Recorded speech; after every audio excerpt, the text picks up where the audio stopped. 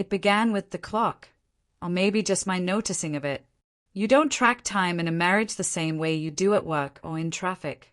But lately, I found myself staring at my phone whenever she wasn't home. 10:42 p.m., 11:07, 12:19. Each minute past midnight felt heavier, like the air in our house thickened in her absence. She told me I was overreacting, that her new project at work kept her late, that the team would sometimes go out afterward to unwind. She said unwind like it was a legitimate line item in her job. I wanted to believe her. I really did. But the little things slipped past. Her perfume changed. Not the soft scent from last Christmas, but sharper, bolder, something meant to be noticed, not remembered. Her phone, once casually tossed on the counter, was now locked away the moment she walked in. She started showering before bed, even if she'd claimed she'd showered at the gym. Every time I asked, she tilted her head, disbelief and mild irritation on her face, like I'd accused her of robbing a bank. "You have to trust me," she said. And I nodded. I didn't have proof. Proof makes the difference between paranoia and being right. Then came Friday night. I told her I might meet friends after work. Truthfully, I had no plan. I just didn't want to be home staring at the clock again. I ended up at Murphy's, a dimly lit bar at Hawthorne and 8. A place where no one cared who you were as long as your tab stayed open. I sat at the far end, nursing a whiskey I wasn't sure I wanted. 40 minutes in, the door swung open. Cold air, and there she was. Not alone. Him. Tall, dark jacket, confident posture, shoulder brushing hers as I laughed. My stomach tightened. I raised my glass automatically, almost sarcastically. She saw me, eyes wide, hand frozen, glass tilting, amber liquid catching the light as it spilled. She didn't look down, didn't look at him. She looked at me, and for the first time in months, no rehearsed innocence, just raw shock. I didn't smile. I didn't wave. I held my glass higher, a quiet toast to the moment midnight confirmed my doubts. The unraveling began, not with yelling, not with accusations, but with the silence between my raised glass and haze tipping. She didn't move. Her face said more than words ever could. She mumbled something to him, eyes darting, calculating. Then she set her glass down carefully. He turned toward her, curious, not defensive. Taller than me, broad shoulders, life bends for me posture. He put a hand on her back, possessive. Cold settled in my chest. I didn't move. I wanted her to. She walked slowly, like wading through deep water. "What are you doing here?" she asked, voice low but tight. "Having a drink," I said, glancing at my half-full glass. "Same as you." Her jaw tightened. "This isn't what it looks like."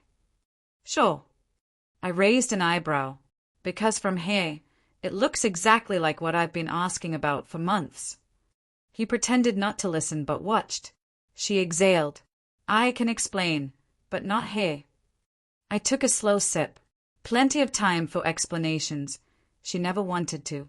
Silence stretched, not searching for words, but knowing there weren't any. "I'm going out with him," she said finally. Flinch enough. I didn't follow. I just watched her leave, leaning close, whispering something I couldn't hear. They left. Door shut. Whiskey burned. Ordered another, not for the drink, but to buy time to decide what came next. It's funny. When you suspect long enough, the truth lands quietly, a nod to the version of you screaming inside all along. I didn't go home. Drove aimlessly. Streets blurred into lights and shadow. Phone buzzed twice. Text, call, both hers. Ignored. Whatever she wanted would be rehearsed. I had the truth. By morning, disbelief turned to strategy. I pulled our joint financials, hotel charges under different names, scattered over months.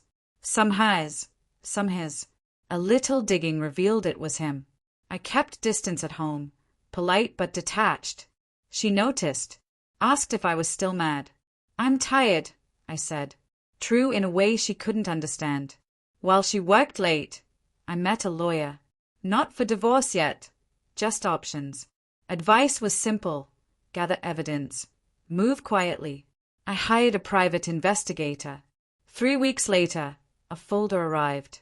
Photos of them holding hands, disappearing into hotels, laughing in parks. One photo stopped me cold. Her at Murphy's, another night. A pattern. I didn't confront her. I waited for the moment to be hers. It came Thursday.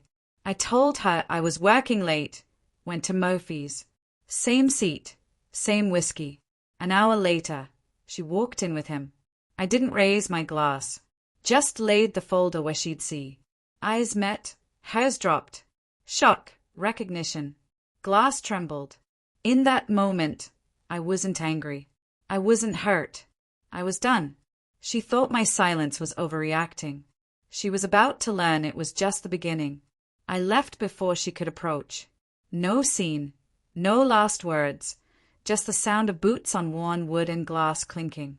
That night, I moved my important documents to a locked drawer and transferred accounts to mine alone. Morning, lawyer, folder in hand. The case was solid. Divorce filed on default. She didn't contest. Final message. I never meant for it to get this far. I stayed, then deleted. Through a friend, I learned it didn't last with him. Me? I kept my routine. Early mornings, work I cared about, evenings with friends who didn't ask about her.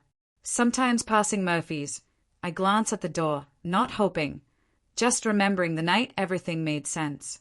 Midnight struck. Silence became freedom. I raise an invisible glass every time. Bye-bye.